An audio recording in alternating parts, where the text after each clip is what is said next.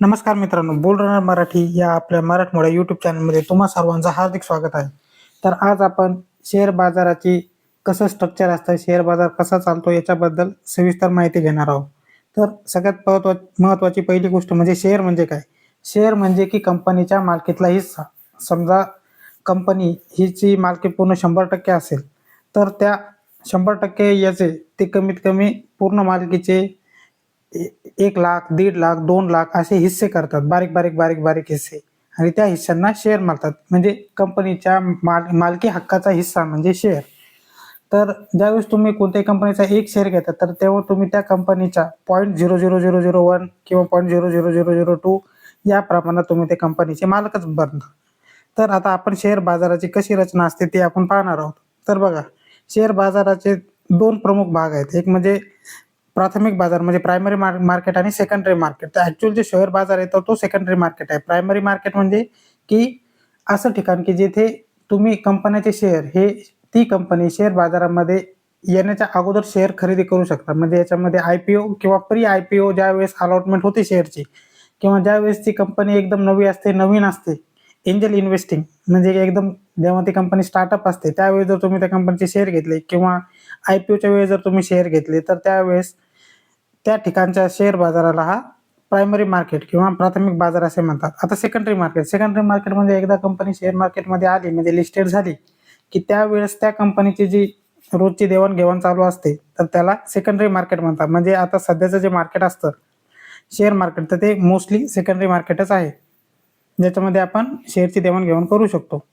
आता ही शेअरची देवाणघेवाण दोन दुकानांमध्ये होते. बघा, कोणतंही ठिकाण असतं ना, तर एक बाजारमध्ये काय असतं, बाजारामध्ये खरेदीदार असतात, विक्रेदार असतात, आणि एक ठिकाण असतं जिथे बाजार भरतो. तर हेच आपण शेअर मार्केट बद्दल बघू. याच्यामध्ये खरेदीदार कोण आहेत, की सामान्य इन्व्हेस्टर, इन्स्टिट्यूशनल इन्व्हेस्टर, किंवा म्युच्युअल फंडचे इन्व्हेस्टर, किंवा फॉरेन इन्व्हेस्टर. आणि विक्री करणारे कोण आहे, तर ते पण आता ज्यांच्याकडे पहिल्यांदा शेअर आहेत, म्हणजे ज्यांच्याकडे शेअर आहेत, तर ते विक्री करणारे आहेत. आणि हा बाजार कुठे आहे, तर हा बाजार दोन ठिकाणी, म्हणजे या बाजाराचे दोन दुकान आहेत. एका दुकानाला NSE म्हणतात आणि दुसऱ्या दुकानाला BSE म्हणतात. NSE म्हणजे नॅशनल स्टॉक एक्सचेंज, आणि BSE म्हणजे बॉम्बे स्टॉक एक्सचेंज. हे दोन्ही स्टॉक एक्सचेंज मुंबईमध्ये आहे. पैकी BSE हा जुना एक्सचेंज आहे आणि NSE हा नवीन एक्सचेंज आहे. आता नियामक मंडळ म्हणजे आता ह्या बाजारावर पूर्ण नियंत्रण ठेवणाऱ्या, या बाजारावर कायदे कानून बनवणाऱ्या दोन संस्था आहेत. एक आहे सेबी म्हणजे securities and exchange board of India, आणि RBI reserve bank of India. तर या दोन संस्था शेअर बाजाराच्या रिलेटेड देवाणघेवाणीवर नियंत्रण ठेवतात आणि त्याच्याशी रिलेटेड कायदे बनवतात. तर आता ह्या बाजाराचे आपण वेळापत्रक पाहू. तर हा बाजार रोज सकाळी 9:15ला चालू होतो आणि तो 3:30 वाजेपर्यंत बंद होऊन जातो. आणि हा सोमवार ते शुक्रवारच असतो. शनिवार, रविवारी आणि जे पब्लिक हॉलिडेज असतात त्या दिवशी या शेअर बाजाराला सुट्टी असते. तर या शेअर बाजाराचे वेळापत्रक पण दोन आहेत. म्हणजे एक प्री ओपनिंग सेशन असतो, तो 9 ते 9:15 दरम्यान असतो. यावेळेस तुम्ही ऑर्डर लावू शकता. आणि पोस्ट क्लोजिंग सेशन म्हणजे साडे साडे म्हणजे 3:40 ते 4 पर्यंत, यावेळेस तुम्ही कोणतीही त्याच्यामध्ये खरेदी करू शकत नाही. म्हणजे आपण खरेदी व्यवहार केलेला असतात, तर त्याचं ते टोटलायझेशन या पोस्ट क्लोजिंग सेशन मध्ये होतं.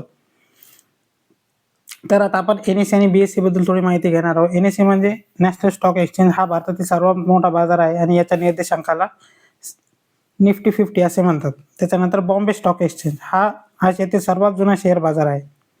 तर आता बाजारात कोण कोण व्यक्ती किंवा कोण कोण घटक समाविष्ट असतात त्याची आपण माहिती घेणार आहोत. तो गुंतवणूकदार म्हणजे इन्व्हेस्टर्सचे 2-3 प्रकार आहेत. एक वैयक्तिक गुंतवणूकदार म्हणजे इंडिव्हिज्युअल इन्व्हेस्टर्स, ज्याच्यामध्ये की रिटेल इन्व्हेस्टर असतात आणि HNI असतात. रिटेल इन्व्हेस्टर म्हणजे तुमच्या आमच्यासारखे सामान्य लोक, ज्यांना एक शेअर, 2 शेअर, 10 शेअर, 15 शेअर असे घ्यायचे असतात. आणि HNI म्हणजे हाय नेटवर्थ इंडिव्हिज्युअल, म्हणजे खूप श्रीमंत लोक ज्यांचे की वार्षिक शेअरमध्ये पैसे लावायला 8 करोडपेक्षा जास्त रक्कम त्यांच्याकडे आहे, तर त्यांना HNI म्हणतात.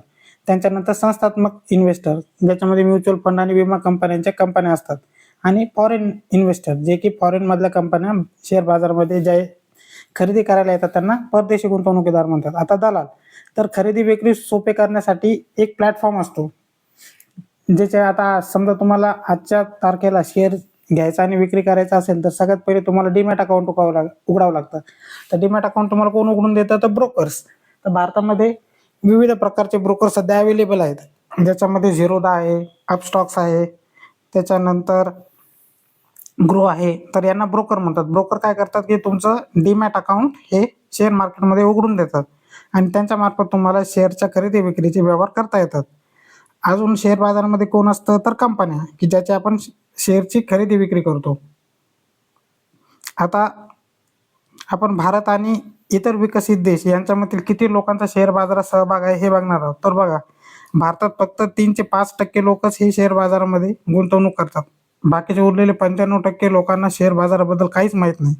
आणि जर तुम्ही तसं जागतिक स्तरावर बघितलं, तर अमेरिकेमध्ये 54%, इंग्लंडमध्ये 45%, जर्मनीत 42%, जपानमध्ये 38%, ऑस्ट्रेलियात 36% आणि कॅनडात 35%, असे 35% लोक, म्हणजे इतके लोक शेअर बाजारामध्ये गुंतवणूक करतात आणि आपल्याकडे फक्त 3 ते 5%. आता आपण म्युच्युअल फंड बद्दल बोलतो, तर म्युच्युअल फंड बद्दल तोच हाल आहे. भारतात तर फक्त 2.5% लोकच म्युच्युअल फंडमध्ये गुंतवणूक करतात. बाकीचे 97-98% लोक म्युच्युअल फंडमध्ये गुंतवणूक करत नाही. तर तेच जर तुम्ही फॉरेनमध्ये बघितलं, तर अमेरिकेत 44%, इंग्लंडमध्ये 36%, जर्मनीत 34%, जपानमध्ये 32%, ऑस्ट्रेलियात 40%, असे अर्धी पॉप्युलेशन त्यांची शेअर मार्केट आणि म्युच्युअल फंड याच्यामध्ये गुंतवणूक करते. आणि भारतात काय हाल आहे, तर भारतात फक्त 2.5 ते 3% लोक शेअर मार्केट आणि म्युच्युअल फंडमध्ये गुंतवणूक करतात.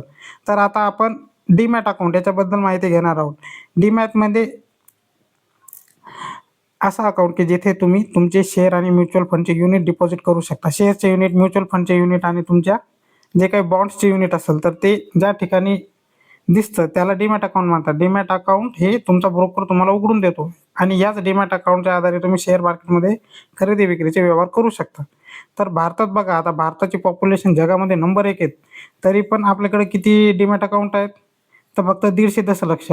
तसे अमेरिकेत पाहिले तर आपल्या पॉप्युलेशनपेक्षा त्यांची पॉप्युलेशन 1/3 पण नाही आहे, तरी पण त्यांच्याकडे 330. UK मध्ये तर 120, जर्मनी, जपान हे एवढेसे देश असून पण म्हणजे त्यांच्या पॉप्युलेशनच्या तुलनेत ते बरेच लोक तिथले, म्हणजे जसं आपण पहिले पाहिलेलं आहे की 50% पेक्षा जास्त लोक शेअर मार्केट आणि म्युच्युअल फंडमध्ये गुंतवणूक करतात. आणि आपल्या देशाचा हा हाल आहे की आपल्याकडे फक्त 2 ते 3%च लोक ज्यांच्याकडे डीमॅट अकाउंट आहेत आणि ते शेअर मार्केट आणि म्युच्युअल फंड याच्यामध्ये गुंतवणूक करतात. का? माहितीचा अभाव हेच प्रमुख याच्या मागचं कारण आहे. तर आता आपण डीमॅट अकाउंट कसं उघडावे याच्याबद्दल माहिती घेणार आहोत. तर बघा, आता तुमचं जे डीमॅट अकाउंट असतं, तर ॲक्च्युली हे अकाउंट NSE पण नसतं, BSE पण नसतं, म्हणजे स्टॉक एक्सचेंजमध्ये पण तुमचे घेतलेले शेअर राहत नाहीत किंवा तुमच्या ब्रोकरकडे पण, जो पण ब्रोकर असो, म्हणजे ग्रो आहे किंवा झिरोदा आहे किंवा अपस्टॉक्स आहे. तर तुमचं जे डीमॅट अकाउंट असतं, तर ते डिपॉझिटली पार्टिसिपंट, म्हणजे जे DP असतं, तर ते भारतामध्ये 2 प्रमुख संस्था आहे. याच्यामध्ये तुम्ही ॲक्च्युअल घेतलेले शेअर किंवा म्युच्युअल फंड हे साठवले जातात. त्यांना NSDL आणि CDSL म्हणतात. तर या ठिकाणीच तुमच्या ॲक्च्युअल तुम्ही घेतलेले शेअर, म्हणजे ही ॲक्च्युअली शेअर साठवून ठेवणारी बँक आहे. आणि तुमचे जे ब्रोकर आहेत, तर ते त्या बँकेचे एजंट आहे, तुम्ही असं समजू शकता. आणि जे आता शेअर मार्केट आहे, तर ते फक्त असं ठिकाण आहे की ज्याच्यामधून तुम्ही ते शेअर घेऊन ह्या CDSL आणि NSDL या ठिकाणी ठेवतात. तर आता पहिले जर तुम्हाला शेअर बँकेमध्ये, म्हणजे शेअर बाजारामध्ये अकाउंट उघडायचं असेल, तर पहिले तर ब्रोकरकडेच जावं लागतं. मग ब्रोकरच्या माध्यमातून तुम्ही CDSL आणि NSDL या ठिकाणी शेअर साठवून ठेवण्यासाठी अकाउंट उघडू शकता. यासाठी तुम्हाला आता सर्वच गोष्टी ऑनलाईन झालेल्या आहेत. डायरेक्ट तुम्हाला त्याच्यामध्ये आधार कार्ड येतं, पॅन कार्ड येतं, तुमचा फोटो, एक छोटासा व्हिडिओ आणि ते तुम्हाला एक डॉक्युमेंट पाठवतात. त्याच्यावर डिजिटल तुम्ही स्वाक्षरी करायची आणि तुमचं 1 ते 2 दिवसात डीमॅट अकाउंट चालू होऊन जातं आणि तुम्ही त्याच्यानुसार व्यवहार करू शकता. तर बघा की भारतात 1996च्या पहिले काय होतं ना, की हे डिजिटल अकाउंट नव्हते. पूर्ण जे शेअर तुम्ही जे घेतले, तर त्याची नोंद पूर्ण कागदपत्रावर होत असते. मग याच्यामध्ये काय व्हायचं की खूप फेरफार व्हायचे. काही लोक नकली शेअरचे सर्टिफिकेट बनवायचे. त्याच्यामुळे याच्यामध्ये खूप अंधाधुंदी चालू झाली होती. पण 1996 नंतर NSDLची स्थापना झाली. त्याच्यामध्ये डीमॅट प्रक्रिया म्हणजे की तुमचं जे फिजिकल शेअरचे सर्टिफिकेट आहे त्याचं डिजिटायझेशन करणे, म्हणजे डिमटेरियलायझेशन प्रोसेस याला म्हणतात. डिमटेरियलायझेशन प्रोसेस म्हणजे तुमच्या जे कागदी शेअर किंवा कागदी शेअरचे सर्टिफिकेट होते त्याचं डिजिटल प्रमाणात रूपांतरण करणे. तर ही प्रक्रिया 1996मध्ये चालू झाली. 1999मध्ये CDSL आणि NSDL या कंपन्यांची स्थापना झाली, ज्याच्यामध्ये तुम्ही तुमचे शेअरचे सर्टिफिकेट डिपॉझिट करून त्याचं डिजिटल इलेक्ट्रॉनिक रूपांतर करू शकता. आणि 2000 सालनंतर सेबीने जेवढे पण फिजिकल प्रमाणात शेअर आहे, ज्यांचे की शेअरचे सर्टिफिकेट आहेत, तर ते इनव्हॅलिड केले आणि त्यांना सांगितले की तुम्ही तुमचे सगळे ते शेअर सर्टिफिकेट तुमच्या ब्रोकर थ्रू CDSL आणि NSDL ला पाठवून त्याचं डिजिटल प्रमाणात रूपांतर करा. कारण आता सध्याला कागदावरचे म्हणजे शेअरचे सर्टिफिकेट इनव्हॅलिड आहेत. सर्व शेअर आता डिजिटल प्रमाणात शेअर मार्केटमध्ये उपलब्ध आहेत. आता शेअरचं सर्टिफिकेट हे इनव्हॅलिड आहे आणि आता ते भेटतही नाही ऑब्व्हियसली. आणि 2002 नंतर सेबीने डीमॅट खाते ही संकल्पना चालू केली, ज्याच्यामुळे पूर्ण सिक्युरिटीचे, जसं मी सांगितलं की पूर्ण कागदी शेअरचे जे सर्टिफिकेट होते त्याचं पूर्ण डिजिटल प्रमाणात रूपांतर करण्यात आलं. आता तर ते तसे शेअर भेटतच नाही तुम्हाला. हे जर ते जर कधी तुमच्या आजोबांनी पणजोबांनी जर त्या काळात जर शेअर सर्टिफिकेट घेतलेले असेल आणि ओरिजिनल शेअर सर्टिफिकेट असेल तर आता पण तुम्ही काही विशिष्ट रक्कम भरून त्याच्या शेअर सर्टिफिकेटमधले जेवढे शेअर आहे त्याचं डिजिटल प्रमाणात रूपांतर करून तुमच्या डीमॅट अकाउंटवर ट्रान्सफर करून घेऊ शकता. तर आता भारतीय शेअर बाजारात ट्रेडिंगची प्रक्रिया कशी होते, तर आता तर खूपच सोपं आहे. म्हणजे आता तुम्हाला फक्त तुमच्या ब्रोकरकडे अकाउंट उघडायचं आहे. 1-2 दिवसात ते अकाउंट उघडून येतं. अकाउंट उघडायची प्रोसेस मी ह्याच व्हिडिओमध्ये आताच 2 मिनिटापूर्वी सांगितलेली आहे. त्याच्यानंतर तुम्हाला पूर्ण मार्केट दिसू लागतं कोणकोणते शेअर आहेत, त्याच्यामध्ये काय काय प्राईस चाललेली आहे. आणि मग तुम्हाला त्याच्यावर तुम्ही क्लिक केलं की त्याच्यावर 2 ऑप्शन येतात, एक बाय करा किंवा सेल करा. तर मग त्याच्यानुसार तुम्ही तो शेअर बाय किंवा सेल करू शकता. तर याच्यामध्ये एक वेगवेगळे टप्पे आहेत. सगळ्यात पहिले तुम्हाला खाते उघडायचे आहे, त्याच्यानंतर तुम्हाला ऑर्डर द्यायची आहे. ऑर्डरचे 2 प्रकार आहे, सेल ऑर्डर किंवा बाय ऑर्डर. म्हणजे एक तर शेअर घ्यायचे किंवा शेअर विकायचे. त्याच्यानंतर ऑर्डर जुळवणे, म्हणजे आता तुम्ही एकदा म्हणलं की रिलायन्सचे आम्हाला 2 शेअरची बायची ऑर्डर गेली की ती ऑर्डर NSE आणि BSE ह्या ठिकाणी जाते. मग NSE आणि BSE हे काय करतं की तुमची जी ऑर्डरची प्राइस आहे, आता याच्यामध्ये ऑर्डर जुळवायचे पण असतात. एक मार्केट ऑर्डर असते, एक लिमिट ऑर्डर असते. मार्केट ऑर्डर म्हणजे जो काही मार्केटमधील रेट चाललाय तर त्याच किमतीला शेअर घेणे. आणि लिमिट ऑर्डरमध्ये मग तुम्ही एक स्पेसिफिक प्राइस सांगू शकता की रिलायन्सचा शेअर ह्या मार्केट मी सांगितलेल्या किमतीवर आला तरच मला विका, नाही तर तो विक्री करू नका. तर यावेळेस मग काय करते की जे बायर्स आणि सेलर्स आहेत, म्हणजे जे शेअर विकणारे आणि शेअर घेणारे यांची NSE आणि BSE येथे ऑर्डरची जुळवाजुळव करून तो व्यवहार पूर्ण केला जातो. त्याच्यानंतर सेटलमेंट, म्हणजे आता व्यवहार पूर्ण झाला की मग ज्यांनी ते शेअर घेतले तर त्याच्या डीमॅटच्या खात्यात ते शेअर्स, आणि ज्यांनी शेअर विकले तर त्याच्या डीमॅटच्या खात्यात ती अमाऊंट अशी जमा केली जाते. याला सेटलमेंट असे म्हणतात. तर आता सेटलमेंटची कशी कशी प्रक्रिया होते याचा आपण आधार घेणार आहोत. सामान्यतः तुम्ही जर एखादा शेअर घेतला तर तो शेअर तुमच्या डीमॅट अकाउंटमध्ये येण्यासाठी ज्या दिवशी तुम्ही शेअर घेतला त्याच्या 2 दिवसांनी तो शेअर तुमच्या खात्यात जमा होतो. पण आता काही काही शेअर तुम्हाला दुसऱ्या दिवशी पण भेटून जातात. परंतु लक्षात धरा, शनिवार रविवारी मार्केट बंद असतं. जर तुम्ही शुक्रवारी शेअर घेतला तर तो शेअर तुमच्या डीमॅट अकाउंटमध्ये दिसायला सोमवार उजळते. आता सेटलमेंटची प्रक्रिया, याच्यामध्ये तुम्हाला व्यवहाराची अंमलबजावणी म्हणजे ट्रेड झालेला याचं कन्फर्मेशन तुम्हाला तुमच्या डीमॅट अकाउंट किंवा तुमच्या ब्रोकरमध्ये दिसून येतं. त्याच्यानंतर क्लिअरिंग ही प्रक्रिया CDSL आणि NSDL याच्या मार्फत केली जाते. आणि सेटलमेंट म्हणजे ज्या दिवशी तुम्ही शेअर मार्केटमध्ये ऑर्डर प्लेस केली त्याच्या 2 दिवसांनी किंवा काही स्पेसिफिक शेअरमध्ये एकाच दिवसामध्ये, म्हणजे त्याच्या पुढच्या दिवस संपल्यानंतर तुमचा शेअर तुमच्या डीमॅट अकाउंटमध्ये जमा केला जातो.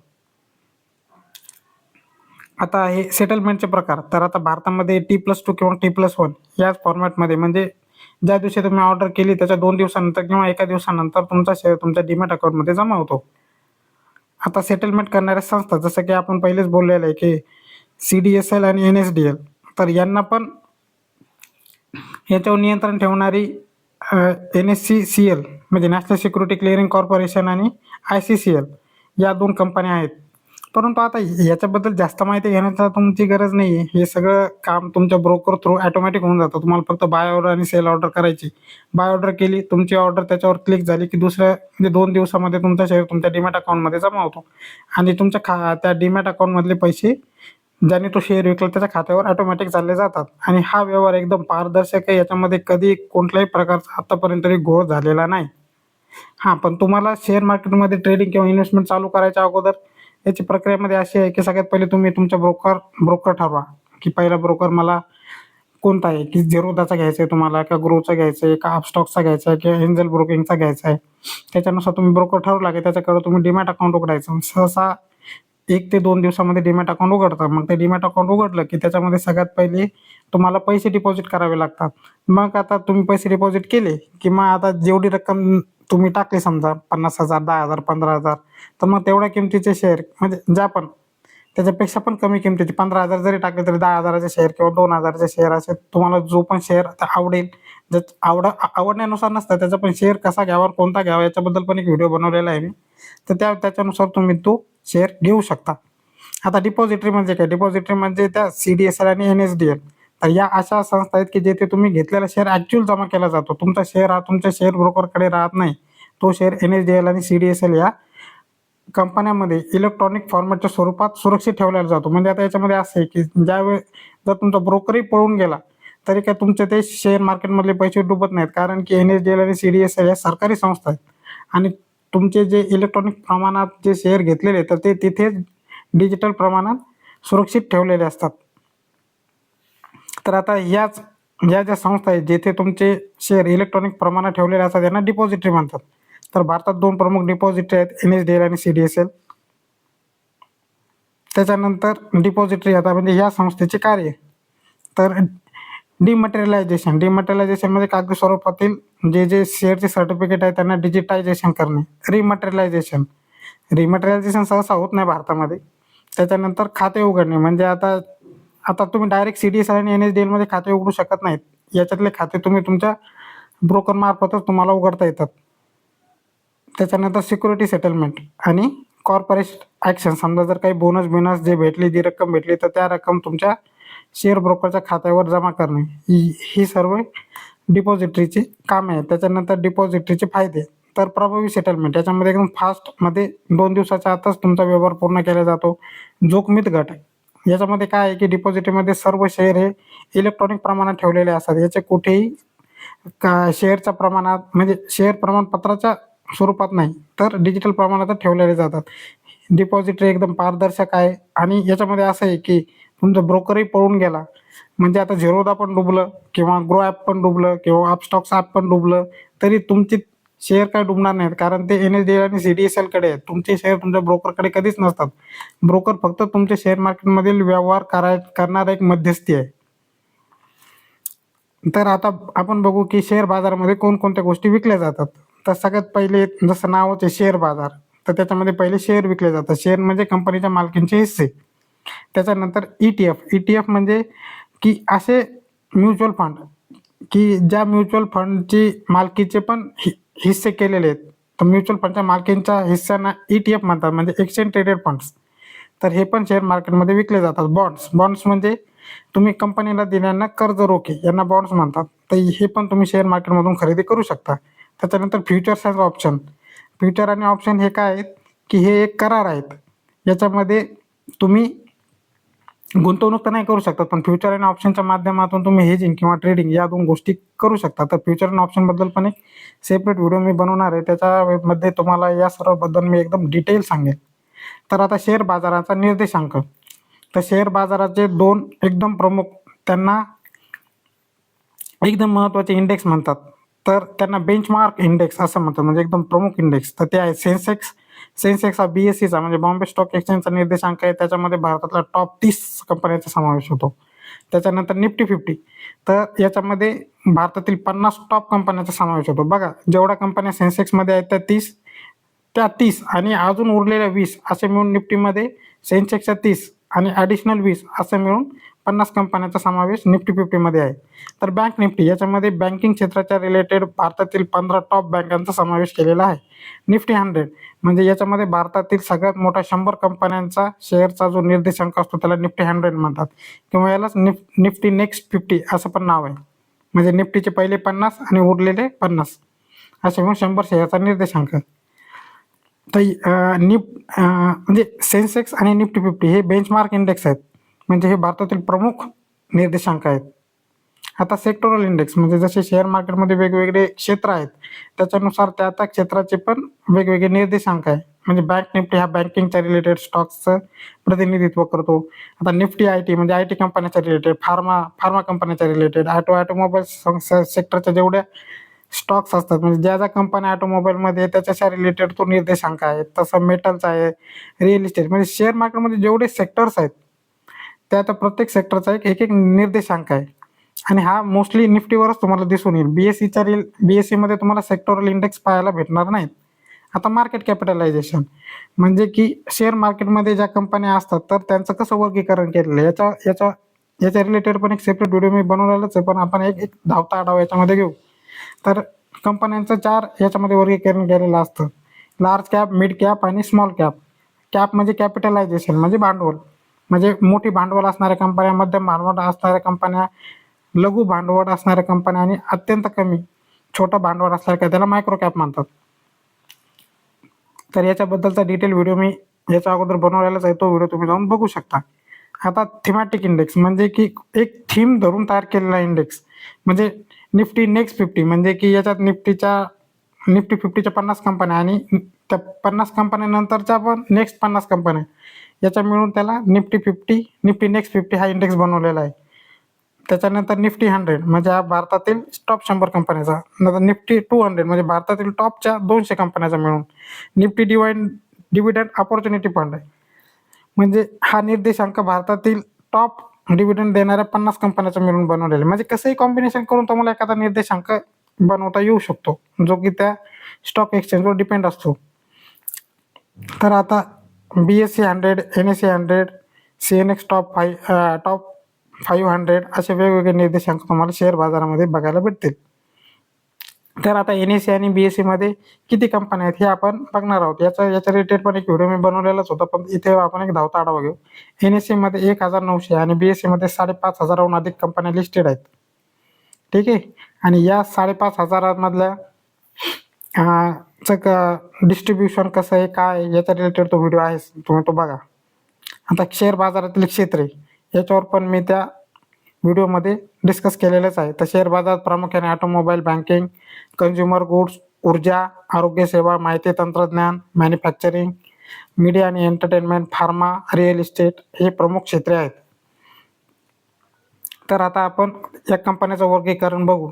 तर लार्ज कॅप म्हणजे खूप जास्त भांडवल असणाऱ्या कंपन्या, ज्याच्यामध्ये 20,000 कोटी त्याच्यापेक्षा जास्त भांडवल आहे त्या कंपन्या. मिड कॅप ज्याच्याकडे 5,000 ते 20,000 कोटी भाग भांडवल आहे, आणि स्मॉल कॅप कंपन्या ज्यांच्याकडे 500 ते 5,000 कोटी एवढं भाग भांडवल आहे. तर आता आपण निफ्टी 50 या निर्देशांकामध्ये कोणकोणत्या कंपन्या आहे याचा थोडा धावता आढावा घेऊ. तर याच्यामध्ये अडाणी पोर्ट्स आहे, एशियन पेंट्स आहे, ॲक्सिस बँक आहे. बघा आता निफ्टीमध्ये ना प्रामुख्याने हिस्सा बँक निफ्टीचा आहे, म्हणजे बँक निफ्टीमधल्या 15 कंपन्या आणि बाकीच्या उरलेल्या 35 कंपन्या यांचा मिळून निफ्टी 50 बनलेला आहे. याच्यामध्ये अडाणी पोर्ट्स आहे, अडाणी पेंट्स आहे, ॲक्सिस बँक आहे, बजाज ऑटो आहे, बजाज फायनान्स आहे, बजाज फिनसर्व आहे, भारती एअरटेल, ब्रिटानिया, सिप्ला, कोल हे बघा तुम्ही या बाकीच्या कंपन्या इथे बघू शकता. तर या भारतातील सगळ्यात मोठ्या 50 कंपन्या आहेत, त्याच्याचे मिळून निफ्टी 50 हा निर्देशांक बनलेला आहे. तर बँक निफ्टी या भारतातील टॉप 15 कंपन्यांचा मिळून बनलेला निर्देशांक आहे. याच्यामध्ये axis bank, bank of Baroda, Canara bank, federal, HDFC, ICICI, IDBI, IndusInd, Karnataka, Kotak, Punjab national bank, SBI, yes bank या सर्व बँकांचा मिळून तो निर्देशांक बनलेला आहे. आता सेन्सेक्समध्ये भारतातील टॉप 30 कंपन्या मिळून हा निर्देशांक बनलेला आहे. बघा जेवढ्या NSE मध्ये 50 कंपन्या आहेत, तर त्याच्यामधल्याच 30 कंपन्या याच्या आहेत, आणि ॲडिशनल म्हणजे भारताच्या टॉप 30 कंपन्या मिळून सेन्सेक्स बनलेला आहे. भारतातील टॉप 50 कंपन्या मिळून तो सेन्सेक्स म्हणजे निफ्टी 50 बनलेला आहे. तर सेन्सेक्समध्ये Asian paint, Axis bank, Bajaj finance, Bajaj auto, Cipla अशा तुम्ही इथे वेगवेगळ्या कंपन्या वाचू शकता. तर याचा मिळून सेन्सेक्स हा निर्देशांक बनलेला आहे. सेन्सेक्स हा जुना निर्देशांक होता, जो की म्हणजे 1970 1980 याच्यापासून अस्तित्वात आहे, आणि हा NSEचा निर्देशांक 1996-97 नंतरच शेअर मार्केटमध्ये आलेला आहे. तर मित्रांनो, आजच्या व्हिडिओमध्ये तुम्हाला शेअर बाजाराबद्दल महत्त्वपूर्ण जर माहिती भेटली असेल तर तुम्ही या व्हिडिओला लाईक करा, कमेंट करा, शेअर करा आणि आपल्या बोल्ड रनर मराठी या यूट्यूब चॅनलला सबस्क्राईब करा. धन्यवाद.